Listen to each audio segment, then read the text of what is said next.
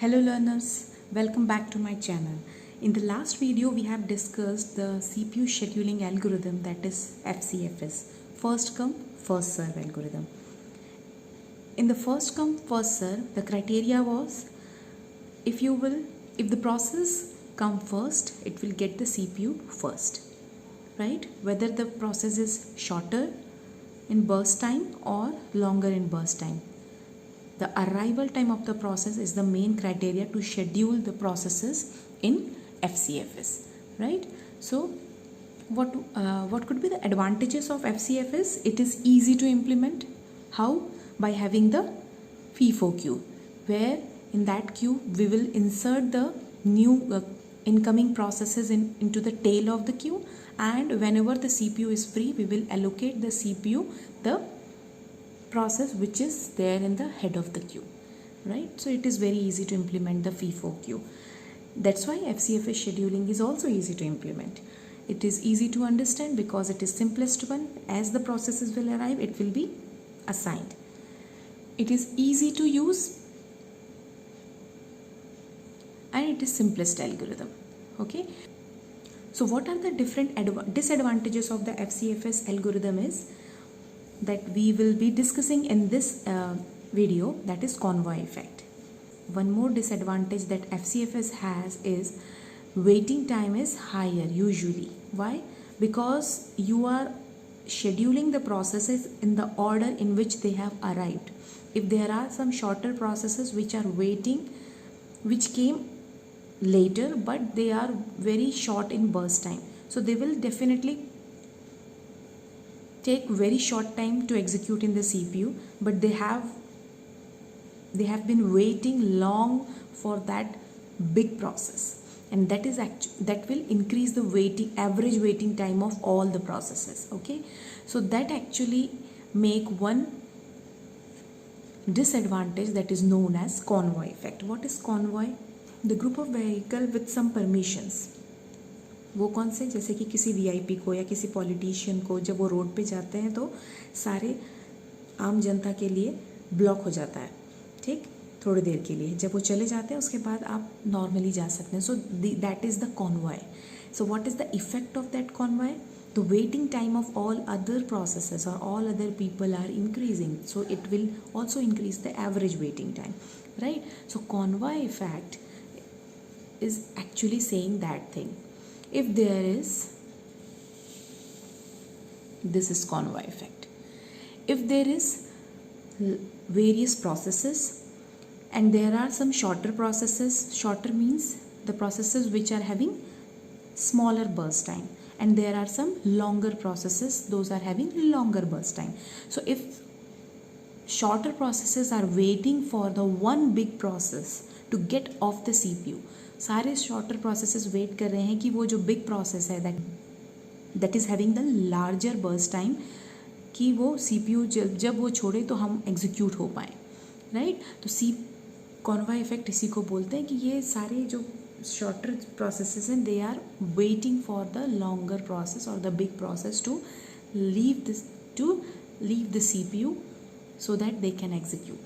This is called convoy effect and it is the problem of the FCFS only.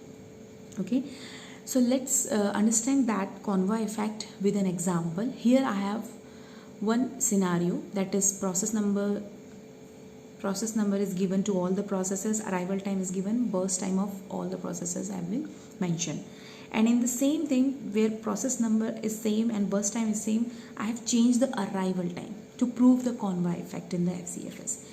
We have to solve these two situations with FCFS only to prove the convoy effect. Okay, so let's solve this. First make the Gantt chart. इसका Gantt chart बनाते हैं. So Gantt chart will always start from the 0. At time 0, how many processes do we have? We have only P1 in the ready queue. So we will assign that only. For how much time? Because FCFS is non-preemptive in nature. Once the process P1 is assigned to the CPU, it will execute till the last. और जितना उसको burst time चाहिए उतना देर execute करेगा. So it will execute for the 40 time unit. and during when the process P1 is executing, process P2 has arrived at time 1 here only, and P3 also has arrived, but they have been scheduled after the P1 will complete its execution. So here, to whom I will schedule, P2 or P3, both are having the same arrival time. I have already told you, if the two processes in FCF is having the same arrival time, we will break this tie by getting the process schedule which is lesser in process ID. Okay, so I will schedule P2 here, it will take 2 time unit, that means 42, and then P3 here, it will take 2 time units, that is 44. So total 44 time units have been taken by all these 3 processes to complete. So let's calculate the completion time. Let's calculate the completion time each of the process. P1 का completion कब हुआ 40 पे, P2 का completion कब हुआ 42, P3 44. ठीक, then turnaround time. What is turnaround time? Completion time minus arrival time. So 40 minus 0 is 40. जैसे ही आया वैसे ही उसको CPU मिल गया. 42 minus 1, that is 41. 44 minus 1 is 43. So as you can see, these two processes are waiting for so long, right?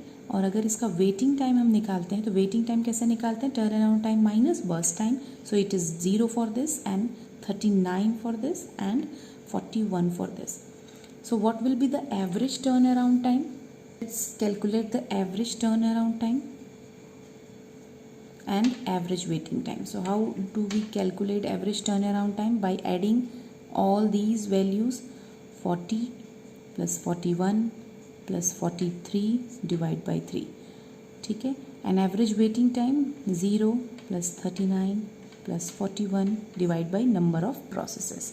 So average waiting time क्या आ रहा है हमारे पास? 80 by 3. What is actually that?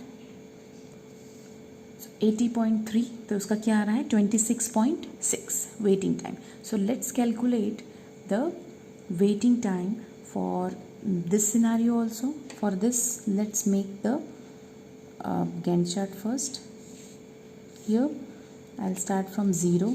At time 0 we have two processes P2 and P3. As you can see, arrival time has been changed from here. तो P2 और P3 दोनों आ चुके हैं based. तो P2 और P3 दोनों आ गए हैं, लेकिन P2 पहले उसकी आईडी है तो P2 को असाइन करेंगे. It will take 2 time unit. Then P3 will be assign, it will take 2 time unit. Then P1 will be assign, that is 40 time unit. So 4 plus 40, 44. So time taken by all the processes are same because we are using the same algorithm, but the average waiting time will be different. So let's calculate the completion time for this. What is the completion time? For P1 it is 44, for P2 it is 2, for P3 it is 4. Turnaround time, completion time minus arrival time, that is 43. This is 2. This is 4. Then waiting time.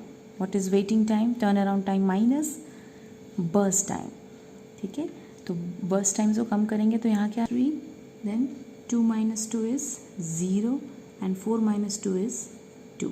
So 3 plus 2 is 5. अगर average waiting time मैं निकालूँ so 3 plus 2 is 5. 5 divide by 3.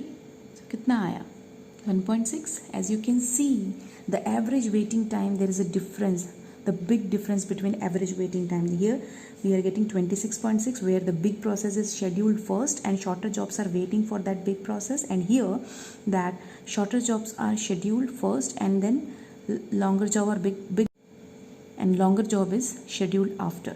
So it came after. ठीक है, तो average waiting time में ये difference है. इसी को हम लोग कह रहे हैं convoy effect. So FCFS algorithm suffers with convoy effect.